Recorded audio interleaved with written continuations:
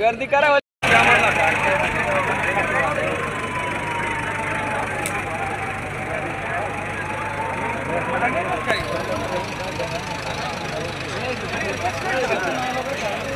जो अपघात झाला बसचा तर तुमच्याकडे किती पेशंट आलेत आणि काय परिस्थिती आहे पेशंटची आणि कधी नेमकं तुमच्याकडे पेशंट आले होते?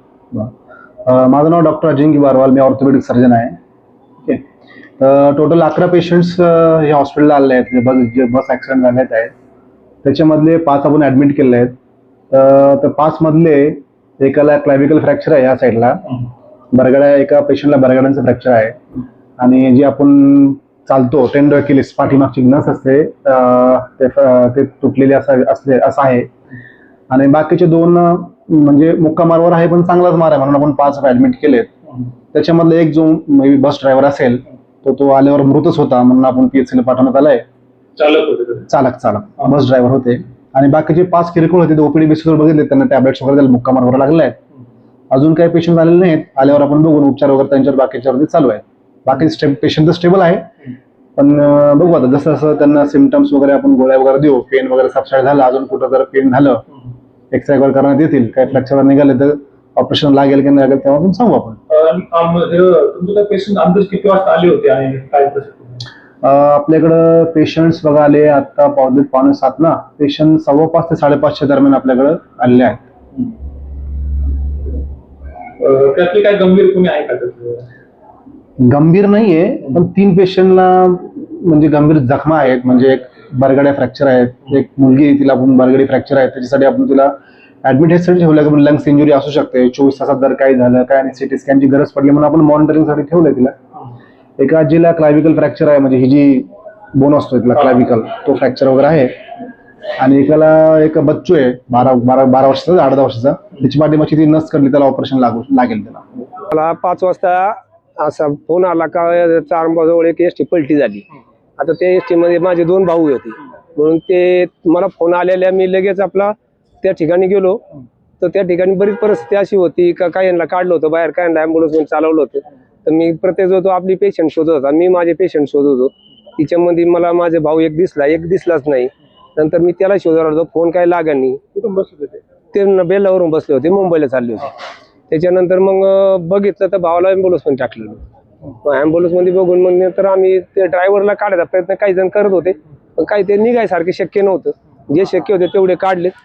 जे शक्य नंतर मग तुम्हाला 2 GCP वगैरे येऊन काढायचा प्रयत्न केला. तिच्यामध्ये काय इजा जास्त झाले. आणि मग नंतर आम्ही आमच्या भाऊ इकडे म्हणून आम्ही लगेच आलो. त्याच्या डोक्याला इथं जरा काही थोडेफार टाके पडलं, बाकी इथं दुसरं कुठं काय नाही, पण इथं मारा आहे कानापाशी. कुठं चालले होते ते मुंबईला चालले होते. अलका गायकवाड. कुठून बसले तुम्ही गाडी? आम्ही आण्यामधून बसलो होतो गाडीमध्ये. बेल्यापर्यंत गाडी व्यवस्थित आली, पण नंतर जेव्हा गाडी अशी फरफटत चालली ना, कोणी लोक बोलत होते का गाडीला इंडिका का काय आडवी गेली, आम्हाला प्रत्यक्ष नाही माहिती. मग गाडी अचानक ड्रायव्हरने ब्रेक दाबला असेल ना, बरीच लांब फरफटत गेली. आम्ही गाडीमध्ये मी स्वतः 3 पलट्या मारल्या आणि नंतर मग हिने मला गाडीतून ओढून काढलं बाहेर. वडून काढता नाही, तिला हाताला वगैरे बरंच लागलं, डोक्याला मुक्का मार लागलाय, माझ्या हाताला लागलंय. मी म्हणजे सीटामध्येच अडकले तिथं. पुढं मग एवढं नाही सांगता येणार, पण पलटी मारून गाडी डायरेक्ट.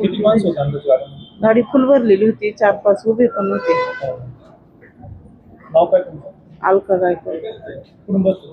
आण्यातून बसले होते, आळ्या फाट्यावरून आम्हाला पुण्याला जायचं होतं. पुढं गाडीला थोडा टर्न होता, त्या टर्न मारलं, पण टर्न पुन्हा टर्न मारून थोडी ब्रेक केली, लगेच 3 डायरेक्ट गड्ड्यामध्ये खाली घालली. मगन पाठवलं. कुठून बसले तुम्ही गाडीमध्ये? नगर मधून. कोणती गाडी होती? कल्याण गाडी.